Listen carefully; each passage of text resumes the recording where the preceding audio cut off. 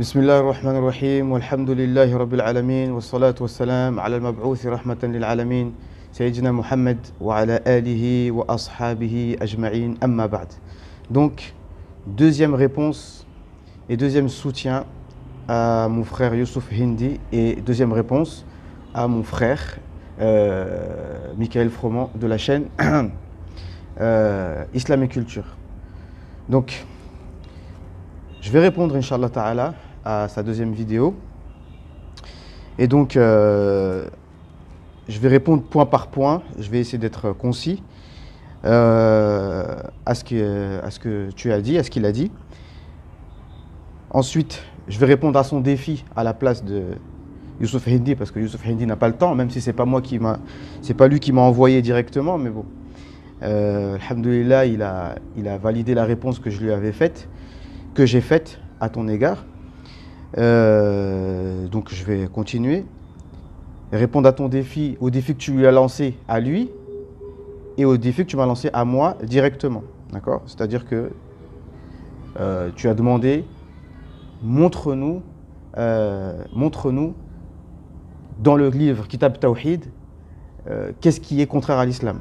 Ça c'est le premier défi. Deuxième défi, prouve-moi que j'ai dit, que tu aurais dit que les talibans sont des kuffars. Tu m'as mis au défi de prouver cela. Bon, je vais te répondre. D'accord ? Mais avant cela, une petite introduction. Premièrement, de dire que notre désunion entre musulmans, bon, je ne vais pas faire le fleur bleue, etc. On ne vit pas dans un monde de bisounours. On a des divergences entre nous. Malheureusement, on les étale en public. Mais moi, je ne trouve pas que ce soit très négatif.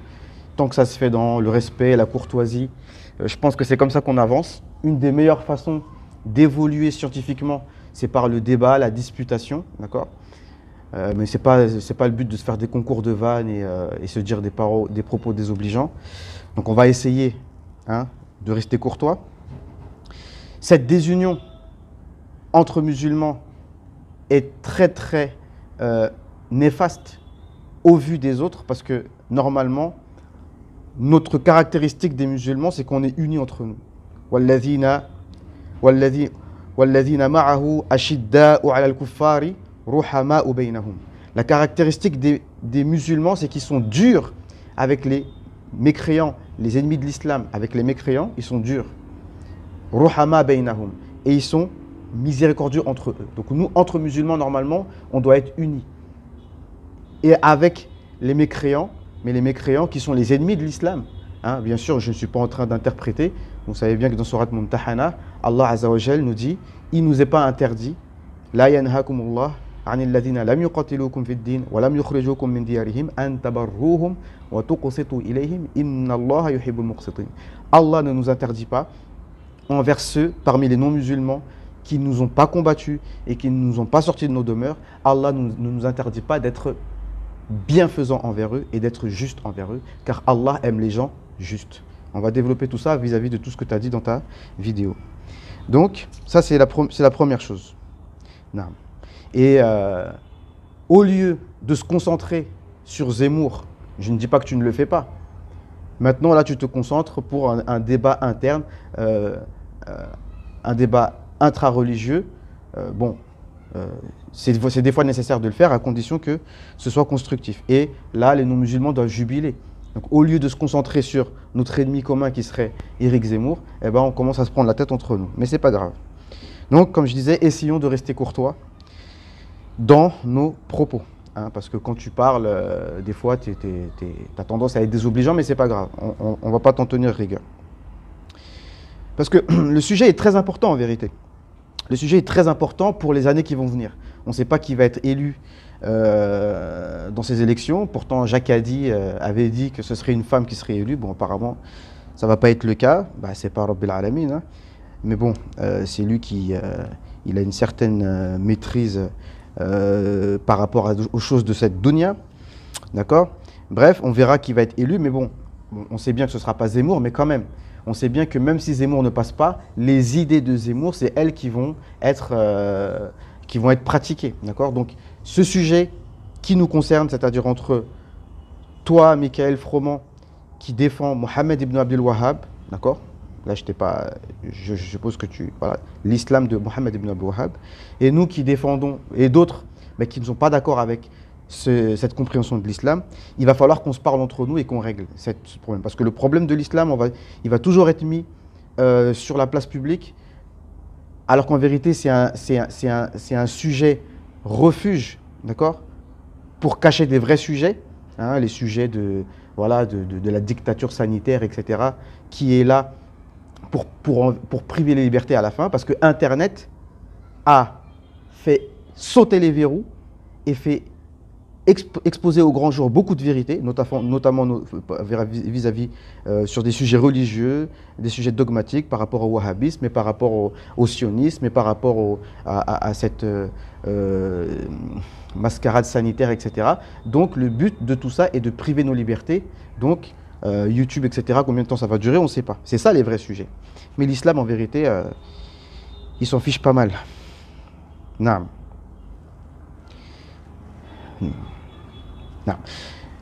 Qu'on essaye de mettre nos égos de côté, d'accord? Même si toi, la façon dont tu as parlé de moi, comme on dit, tu m'as pas respecté, quoi. Tu dis un individu. Oui, c'est vrai. Je ne suis qu'un individu, je ne suis rien du tout. Un individu qui parle, qui parle sans méthodologie, et qui dit n'importe quoi, etc. Bon, c'est pas grave, je ne suis qu'un individu, je ne suis rien du tout, d'accord, toi tu me manques de respect d'un côté, ou que Youssouf Hindi me valide de l'autre côté, je ne cache pas que j'en suis pas peu fier, mais d'un côté comme de l'autre, c'est pas ça l'important. C'est vrai que les personnes sont importantes, lorsque je vous parle, vous voyez la personne en premier, c'est normal, mais c'est pas ça qui doit être la base. Naam. Donc, dans ta vidéo, tu as caché mon nom en disant que voilà, Youssouf a envoyé quelqu'un pour répondre à sa place. Mais c'était moi, en fait. Et quelques secondes après, tu dis un individu, comme si ce n'était pas la même personne. Donc, voyons un peu le tawhid dont tu parles, Inch'Allah, rapidement. Alors, je vais prendre quelques points de ce que tu as dit. Tu as dit, tu reproches à Youssouf Hindi de dire que l'islam chiite est un islam résistant. Mais moi, je te pose la question, quel islam aujourd'hui est résistant à l'empire américano-sioniste? C'est ça la question qu'il faudrait se poser. Bon, Kadhafi, ce n'est pas un exemple. Bon, à l'ONU, il essayait de résister un petit peu. Bon, en vérité, ce n'est pas un exemple, mais bon, voilà, il a essayé de faire des choses. Hein, là, on ne parle pas du dogme, hein, on parle vraiment au point de vue résistance à l'empire. Bon, il a essayé de faire le dirham d'or, on voit que là, c'était la limite à ne pas dépasser. Quand tu arrives à la monnaie, c'était pareil pour Saddam Hussein. Quand tu arrives au sujet de la monnaie, ça, c'est des sujets comme ça. La monnaie et aujourd'hui, tout ce qui est sanitaire, etc., c'est des zones à ne pas dépasser, sinon tu es mort dans le film. D'accord? Et pareil pour, voilà, j'ai parlé d'Ahmadinejad à son discours à l'ONU. Qui est-ce parmi les wahhabites, hein, je vais dire, moi je vais vous appeler les pseudo-salafis, qui parmi les pseudo-salafis a un positionnement comme ça qui est vraiment résistant vis-à-vis de l'empire américano-sioniste? On demande à voir. Hein.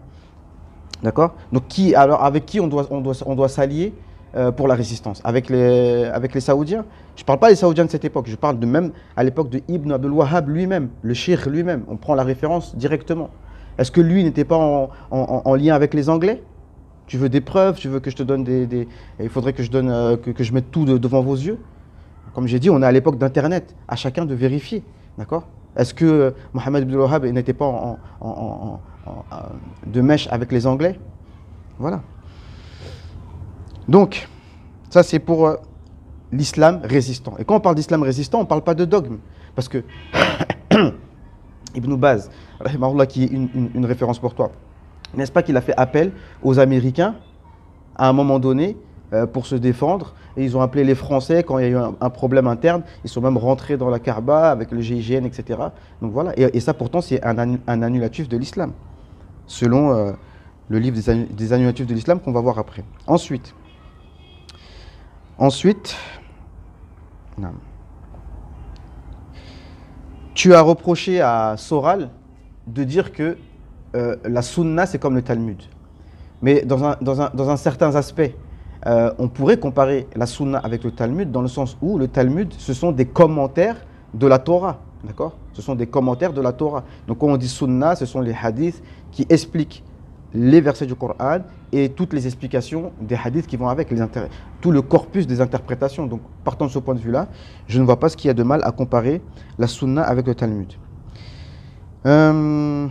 Donc là, tu as reproché à Youssouf Hindi de dire que les chrétiens et les juifs iraient au paradis. Mais clairement, il n'a pas dit ça. D'accord? Et la partie de vidéo que tu as montrée, à un moment, tu l'as coupée. Pourquoi tu as coupé? La question était claire. Est-ce que les juifs et les chrétiens sont des mouchrikines? Sont-ils des associateurs? Il a répondu, ce sont des gens du livre. Ce sont des gens du livre. Et il a cité le verset, ceux qui ont cru, voilà, parmi les chrétiens et les juifs et les sabiens, ceux qui ont cru en Allah et à la vie après la mort. À leur époque, le verset parle de ceux à leur époque, les vrais chrétiens à leur époque, ceux qui avaient la foi en Allah seul et qui croyaient au jour du jugement, eux, ils iront au paradis à leur époque. D'accord? C'est ça qu'il a dit. Après, tu as coupé, voilà. Mais à un moment, il a dit que ces gens vont au paradis. Et il faut faire une différence entre un mouchrik, un associateur et un chrétien. On a le droit de se marier avec une juive et une chrétienne. Or, on n'a pas le droit de se marier avec une polythéiste ou un polythéiste. Une femme ne peut pas se marier avec un polythéiste. Donc, il faut quand même faire la différence entre les deux. Ensuite, tu as parlé des annulatifs de l'islam. Donc, les annulatifs de l'islam écrits par Ibn Abdul Wahhab, Inch'Allah Ta'ala, à l'avenir, on va les annuler, ces annulatifs. Hein. Parce que le problème de ce livre, c'est que ces annulatifs de l'islam s'appliquent à la plupart des musulmans. C'est ça le problème. Et on va voir ça après, Inch'Allah. Donc toi, tu voudrais que quand on rapporte des faits historiques, on rapporte des faits historiques qui soient selon les sources de ceux qui ont connu le shirk et qui sont selon la méthodologie du shirk, qui sont avec le shirk. Pas prendre les sources historiques de ceux qui sont ses ennemis. Ok, pas de problème. Ça, on le fera à l'avenir parce que là, le temps passe et j'ai peur de ne pas être concis. Alors, on continue. L'explication du verset. Lorsqu'il dit que tu lui fais dire qu'il a dit que les mosquées et les synagogues et les églises sont exactement identiques. Le verset, je n'ai même pas pris le temps là de revérifier l'explication, mais selon ce que tout le monde connaît, c'est qu'il s'agit de protéger, de ne pas détruire les mosquées. Tu as cité la parole de l'imam Ash'ari. Il dit de construire une mosquée, de construire une église dans laquelle on fait de la mécréance, c'est vouloir la mécréance. Mais là, on parle de construire une église. Et là, le verset parle de ne pas détruire les églises et les synagogues, dans lesquelles le nom d'Allah serait évoqué.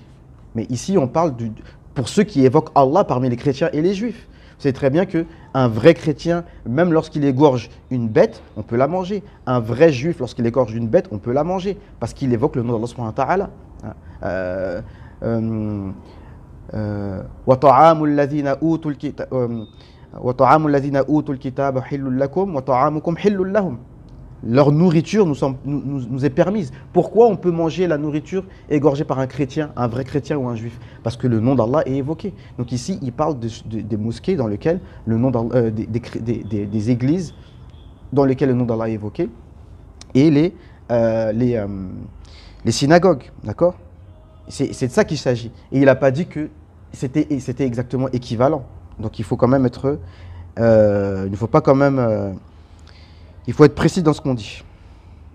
Alors tu dis à un moment, il ne faut pas fréquenter les chrétiens. Tu reproches à Youssouf Hindi de fréquenter des chrétiens et tu cites le hadith qui dit que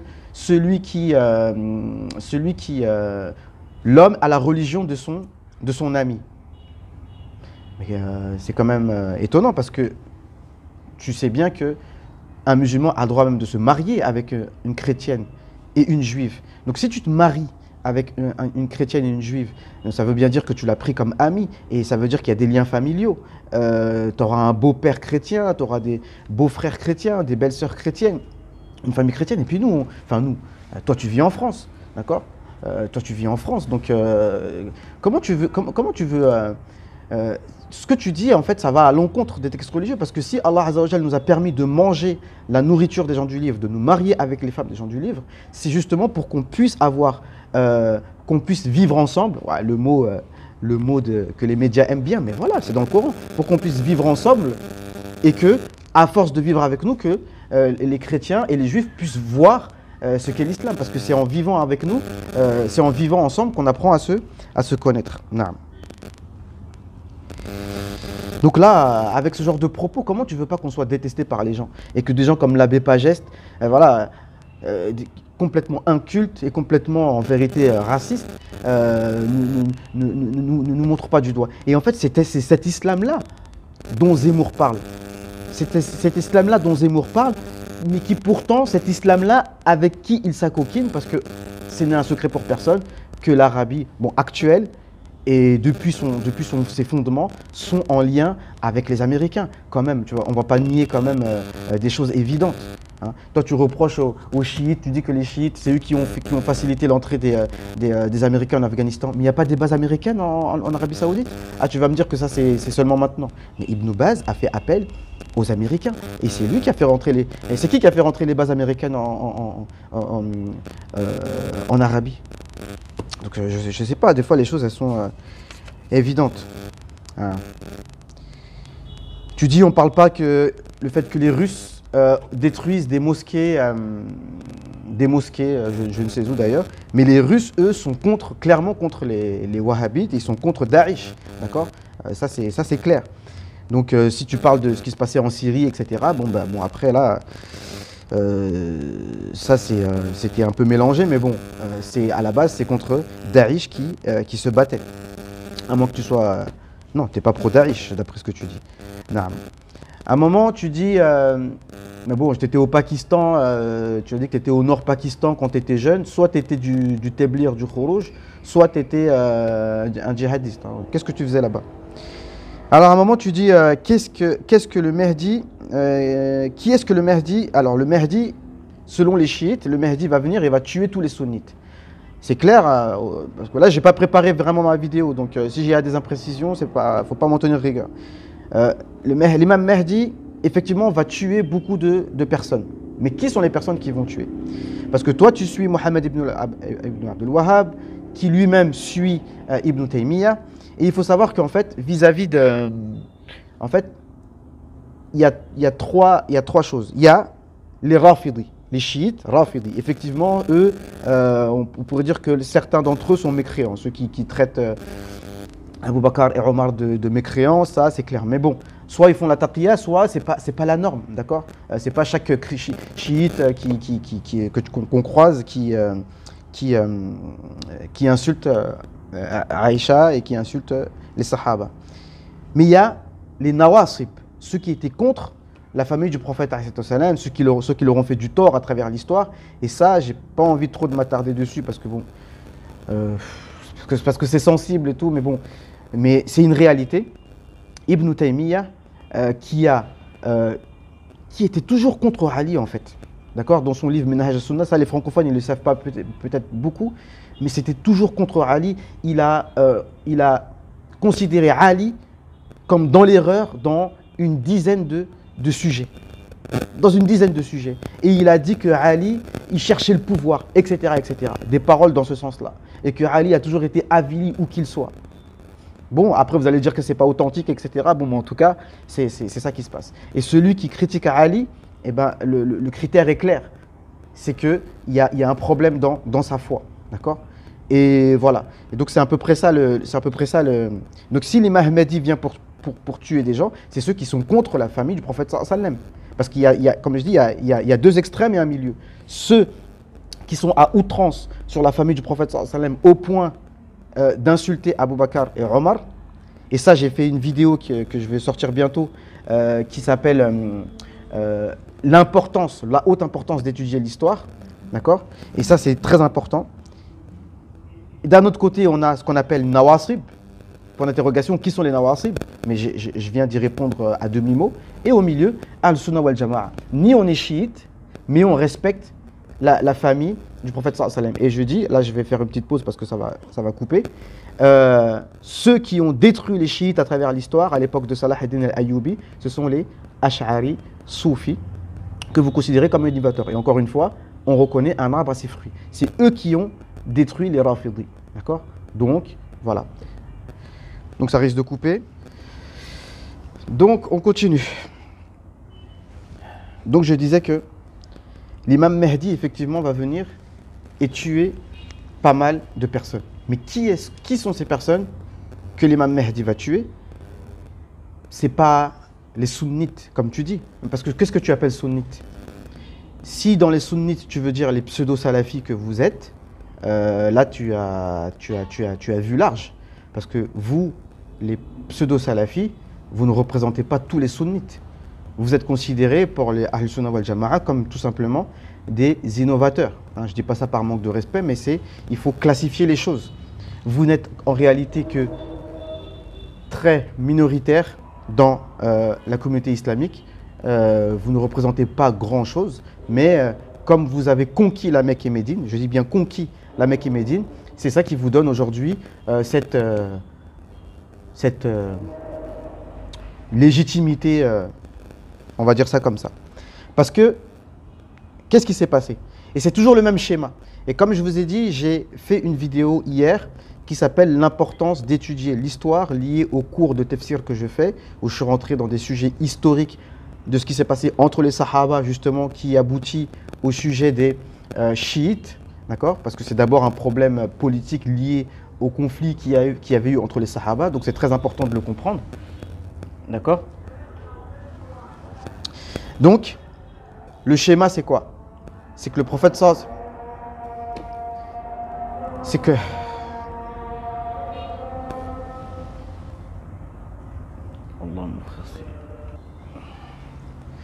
donc je disais, le schéma c'était quoi?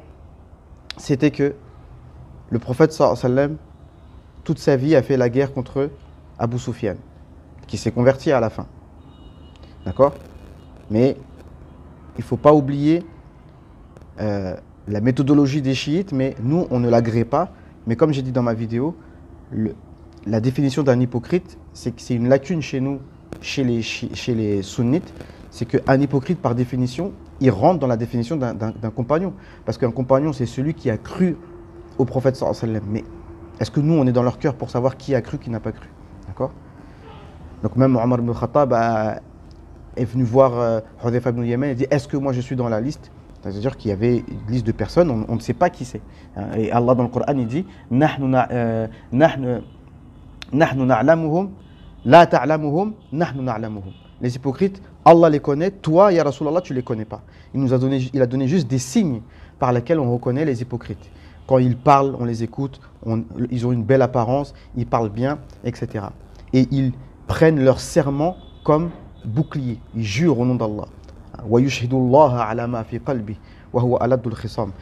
Il prend Allah en témoin de ce qu'il a dans le cœur alors qu'il est ton pire contradicteur et ton pire ennemi. Ça, je vous renvoie à la vidéo que j'ai faite sur l'importance de l'histoire. Donc je disais que le prophète sallallahu alayhi wa sallam, toute sa vie, a fait la guerre contre Abu Sufyan. Ensuite, le beau-fils du prophète sallallahu alayhi wa sallam a fait la guerre contre le fils de Abu Sufyan.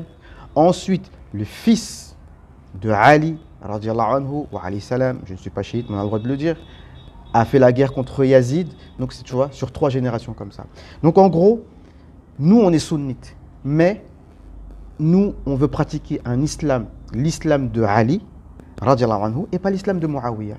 L'islam de Abu Bakr et de Omar, d'accord, de Othman et de Ali, mais pas l'islam de Muawiyah. C'est ça la seule différence. Et comme j'ai dit dans mon cours d'histoire, enfin l'introduction sur l'histoire, l'histoire n'est qu'un éternel recommencement. On nous dit en tant que sunnite, on ne doit pas rentrer dans ces sujets en détail. Mais le principe de l'histoire, c'est que c'est un éternel recommencement. Et quand on arrive en 1924, on trouve encore le même schéma. Les Bani Saoud font la guerre contre les Bani Hashim, les descendants de Hussein, si je ne me trompe pas, ou de Hassan, en tout cas les descendants de Ali, qui depuis 1100 ans étaient les responsables des lieux saints, la Mecque, Médine, Jérusalem, le Quds. Quand le shérif Ash'ari, Soufi, en fait, il ne s'est pas révolté contre les Ottomans parce que Abdul Hamid II était destitué depuis plus de 10 ans, c'est-à-dire vers 1908, et la révolte des Arabes, la révolte contre les Ottomans, c'était en 1916. Donc Abdul Hamid n'était plus là, c'était son successeur qui n'avait plus aucun pouvoir. Ceux qui étaient au pouvoir, c'était les jeunes Turcs, laïcards et nationalistes. Donc, Ça, c'est pour rectifier ce que j'avais dit sur le fait de dire que c'est les Saouds qui se sont révoltés contre les Ottomans. Mais les Saouds, eux, étaient occupés à se battre contre les Beni Rachid, qui, eux, étaient alliés aux Ottomans. Donc, en fait, ils combattaient les Ottomans de manière indirecte. Et quand le shérif de la Mecque s'est déclaré calife, ils lui ont fait la guerre, une guerre religieuse, parce qu'ils le considéraient comme mécréant, en prenant leurs femmes comme butin, en prenant leurs biens comme butin, etc. Vous voulez des preuves? Franchement, ce serait pour moi une insulte à votre culture générale de vous dire les preuves. Et ces informations que je vous donne, elles sont justement dans les sources historiques écrites par ceux qui étaient proches du shir et qui étaient selon la méthodologie du shir. Des choses dont ils ne se cachaient pas. Je vous ai parlé, qui faisaient des massacres des musulmans à Taïf et autres parce qu'ils les considéraient comme mécréants. On va voir ça juste à la fin par rapport à la réponse au défi. Est-ce que vous me suivez? Donc, nous, on veut l'islam de Ali, radiallahu anhu, et pas l'islam de Muawiyah. Muawiyah, avec tout le respect, moi je suis Ahl Sunnah wal Jama'a, je ne l'insulte pas, mais je dis que c'est des choix politiques qu'il a fait à des moments donnés. Mais si on a un choix à faire entre deux compagnons du prophète, on prend le parti de Ali. Comme le prophète nous a dit par rapport à Ammar ibn Yasir, un des seuls compagnons qui est validé par les chiites, un parmi les rares qui est validé par les chiites, et le prophète a dit au sujet de Ammar ibn Yasir, Makhtara Ammar bayna amrayn illa ikhtara ma khuyyira Ammar bayna amrayn illa ikhtara arshadahuma. À chaque fois que Ammar ibn Yasir est en face de deux situations, il prend toujours la plus proche de la guidée. Toujours. Et il y a vraiment une phrase de Ammar qui représente vraiment ce que les sunnites, al-Sunnah wal Jama'a, doivent penser vis-à-vis de Aïcha et de Abu Bakr et autres.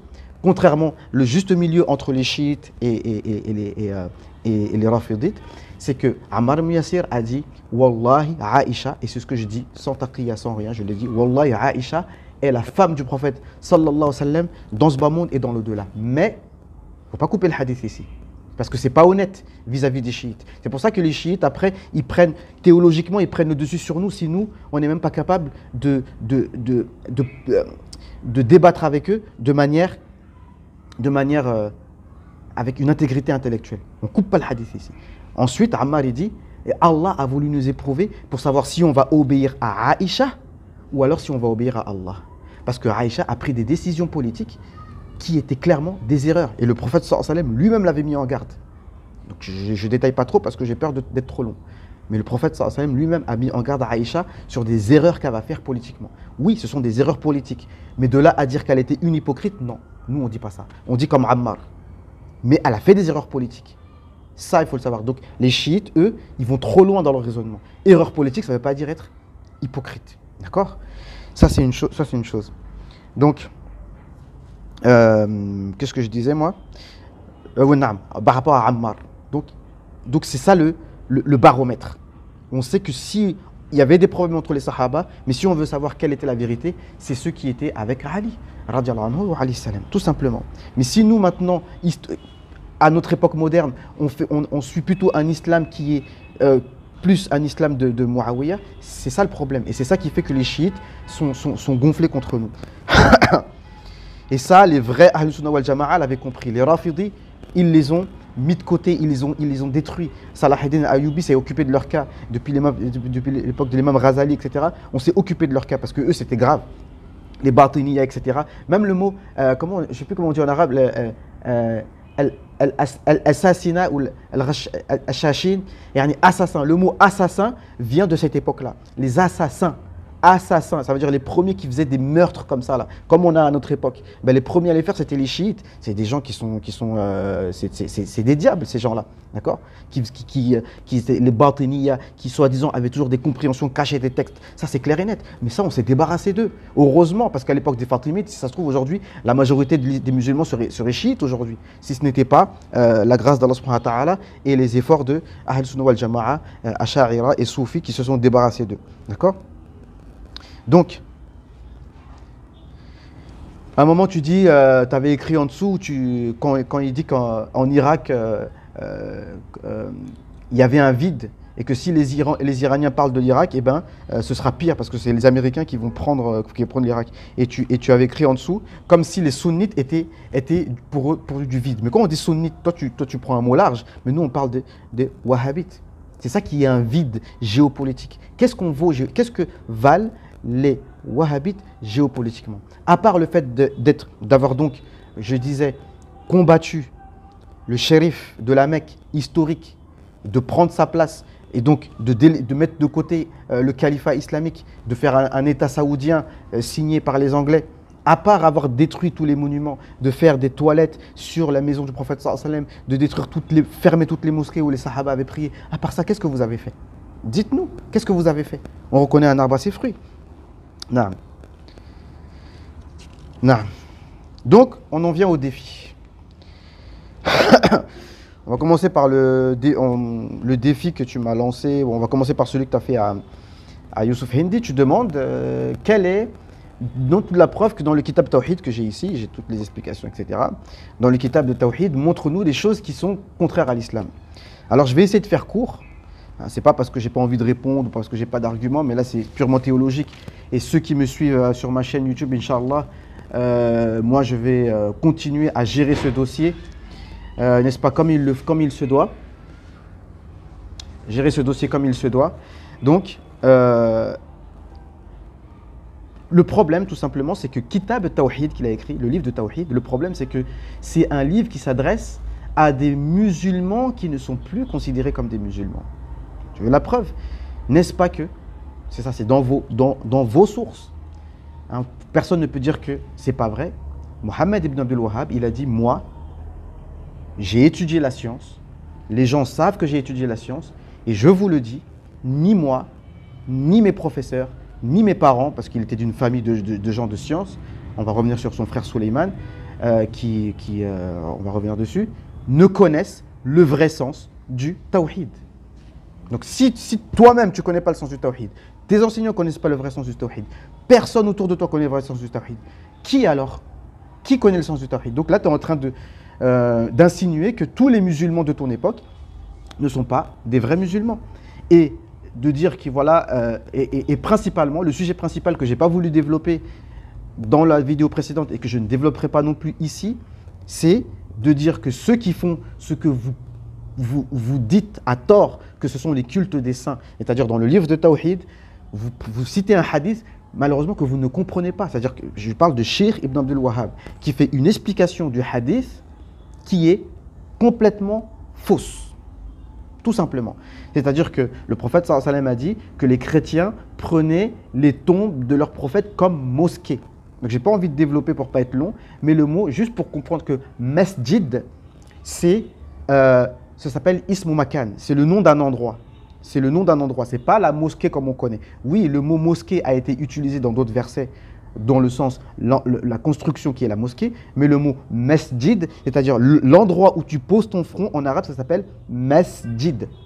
Et normalement, masjad, d'accord? C'est-à-dire, khilaf al-qiyas. Normalement, c'est masjad, mais on dit masjid, comme matbakh, l'endroit où on fait al-tabkh à la cuisine. Maqbara, l'endroit des tombes, etc. Ça s'appelle ism makan, un nom d'endroit, d'accord? Et ce qui est reproché, c'est l'acte, le fiqh, et en relation avec les actes des personnes, pas les endroits. D'accord?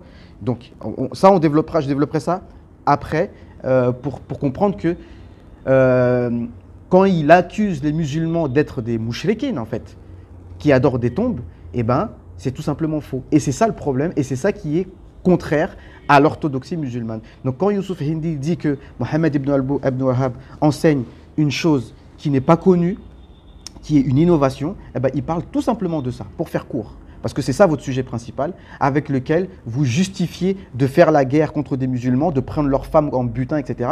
Parce que vous faisiez des guerres en les considérant comme non musulmans. Et ça m'amène au défi auquel tu m'as lancé. Tu me dis, prouve-moi dans un de mes livres où j'aurais dit que les talibans sont des mécréants. Déjà, tu m'as dit que tous les talibans ne sont pas Ash'ari, que je dis n'importe quoi. Tu dis n'importe quoi, arrête de faire des vidéos. Tu n'as pas été très, très sympa avec moi, mais c'est pas grave. Déjà, j'ai expliqué dans ma vidéo, que tu n'as pas dû écouter entièrement, que Ash'ari et Maturidi, ça veut dire la même chose. Donc si, par le fait de dire qu'ils ne sont pas tous Ash'ari, tu veux dire qu'il y a aussi des Maturidi, eh ben en fait, c'est ce que je disais. En fait, on ne s'est pas compris, tu vois. Tu ne m'as pas compris. Si tu veux dire que parmi les talibans, il y a des pseudo-salafis, des wahhabis, alors là, peut-être oui, oui, il y en a eu, mais c'est vraiment une minorité.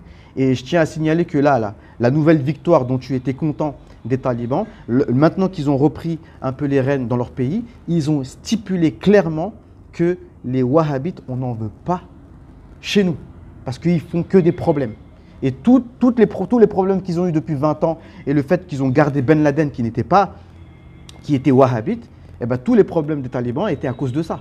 Parce que eux, malgré que c'était un innovateur pour eux, ben, ils l'ont gardé quand même parce qu'un musulman, le prophète sallallahu alayhi wa sallam a dit clairement, on ne le rend pas aux ennemis, même si c'est un innovateur. On le garde avec nous, coûte que coûte, quoi qu'il en coûte. C'est ça qui s'est passé. D'accord ? Donc voilà. Donc tout simplement, les talibans, ils sont quoi pour toi alors ? Tu dis non, les Ash'ari, ce sont mes frères. Ce sont tes frères ? Ah bon ? Mais dis-moi, qu'est-ce que tu penses des Ash'ari ? Ils sont quoi pour toi ? Ils sont des innovateurs, n'est-ce pas ? Ils sont des innovateurs, mais ils sont tes frères. Je ne vais pas t'accuser de faire de taqiyya, mais j'aimerais bien que tu m'expliques. Pour toi, c'est qui les Ash'ari ? Mais oui, dans aucun de tes livres, tu en parles, parce que tes livres, ce ne sont pas des livres de Aqidah. Donc tu ne traites pas de ces sujets, donc c'est normal que je ne trouve pas dans tes livres ces informations, tes livres que je n'ai pas lus. C'est pas que j'ai pas envie, mais bon, j'ai pas, voilà quoi. Donc les talibans sont non seulement Ash'ari ou Maturidi, et s'il y a des wahhabis, c'est très peu. Et justement, c'est ça qui a fait des problèmes, parce que les wahhabis qui sont venus d'Arabie à l'époque pour faire la guerre contre les soviets, ils ont fait plus de problèmes internes qu'autre chose, parce que c'est toujours la même chose, vous faites que des problèmes internes au lieu de s'occuper des problèmes externes. Et donc, les talibans sont Hanafi, d'accord ? Chose que vous validez pas tellement, que si tu suis Cheikh Albani dans ce qu'il dit, qui sont Ash'ari, non, ou Maturidi, plus Maturidi que Ash'ari, d'accord ? Qu'on soit bien clair. Et qui sont soit Naqshbandi, donc Soufi, ou bien Qadiri. Et c'est Naqshbandi qui font ce que vous appelez le culte des tombes. Mais c'est pas, personne n'adore des tombes, d'accord ? Il faut faire attention, je répète ce que j'ai dit dans l'ancienne vidéo, quand vous traitez de mécréants les gens. Donc là maintenant tu me demandes, prouve-moi que j'ai dit qu'ils sont mécréants. Oui, je t'ai pas entendu dire qu'ils sont mécréants, mais pour toi, ceux qui font ce que tu appelles le culte des tombes, qui font le tawassul, pour toi c'est quoi ? Et les talibans le font, d'accord ? Les Naqshbandis font ce que tu appelles le culte des tombes. Donc pour être clair, les musulmans ne font pas ce que les chrétiens faisaient, parce que les chrétiens, eux, ils prenaient la tombe et ils se prosternaient, ils mettaient leur front sur leur tombe, à tel point que même ça faisait des trous tellement c'était usé. Non, les musulmans, qu'est-ce qu'ils font ? Il y a la tombe à l'intérieur de la mosquée, la tombe du prophète sallallahu alayhi wa sallam. Donc j'ai envie de dire, essayez de la déplacer, essayez pour voir, parce qu'il y a des vidéos qui tournent, je peux vous montrer tout ça. Si vous n'aviez pas peur de la réaction des musulmans, vous l'auriez fait. Vous auriez déplacé, déterré le prophète sallallahu alayhi wa sallam pour le mettre à l'extérieur. Mais vous n'avez pas osé. Et casser le dôme vert, vous n'avez pas osé non plus. D'accord ? Vous avez fait des choses, mais vous avez gardé des limites parce que vous savez que les musulmans n'avaient pas accepté cela. D'accord ? La tombe du prophète sallallahu alayhi wa sallam est dans la mosquée. Et même l'imam Malik a dit, on lui a posé la question, est-ce que quand je prie, je dois mettre la tombe du prophète sallallahu alayhi wa sallam devant moi ou alors derrière moi ? L'imam Malik a répondu, pourquoi tu ne vas pas le mettre devant toi alors il est ton wasila. Il est la wasila de Adam. Il est dit dans des hadiths que Adam, quand il a demandé pardon à Allah, il a demandé par le droit et par l'amour du prophète sallallahu alayhi wa sallam. Donc il a fait le wasila avec le prophète sallallahu alayhi wa sallam. Et là, Allah lui a pardonné, selon certains hadiths. Et donc, dans certains cas, quand tu es dans certains endroits de la mosquée du prophète sallallahu alayhi wa sallam, la tombe du prophète sallallahu alayhi wa sallam est là et la qibla est en face de toi. Mais ça ne veut pas dire qu'on adore le prophète sallallahu alayhi wa sallam. Dans certains endroits, elle est à ta droite, certains endroits, elle est à gauche. D'accord ? Et personne depuis 1400 ans n'a pensé à changer, à déterrer le prophète sallallahu alayhi wa sallam. C'est les musulmans eux-mêmes qui ont mis la mosquée à l'intérieur. Et dans toutes les grandes villes du monde islamique, il y a des tombes dans les mosquées, mais entourées d'un mur. Entourées d'un mur. Ça veut dire qu'on ne va pas là-bas, on ne se prosterne pas sur les tombes. Donc, dis-nous, toi, qu'est-ce que tu penses des Naqshbandis qui sont la plupart des talibans ? Dis-nous comment tu les considères. Et là, je te dirai si comment tu considères les talibans, d'accord? Tout simplement. Et comme je dis, on reconnaît un arbre à ses fruits, tout simplement. Donc, l'appel est toujours là. Mon frère Zied de la chaîne Radio Principe t'a écrit en commentaire de ta deuxième vidéo, l'autre Youssouf Hindi 2, il t'a proposé de faire un débat avec moi, Abou Muslim, mais tu as préféré effacer son message. Donc moi, je te lance toujours le défi, qu'on discute entre nous sur ces sujets, d'accord? Parce que c'est très important. Youssouf Hindi n'a pas le temps pour toi, mais moi, j'aimerais bien qu'il le fasse. Faites un débat entre vous deux et puis on verra, puisque c'est lui qui est concerné directement. Moi, c'est un honneur pour moi de défendre mon frère Youssouf Hindi, un grand honneur. Mais en vérité, ce n'est pas une histoire de personne, c'est un sujet qui est très important pour l'avenir de l'islam en France et dans le monde. Il faut qu'on discute entre nous sur ces sujets. Quel est l'islam qu'on doit pratiquer? Parce que c'est l'islam aujourd'hui, le monde a besoin d'islam.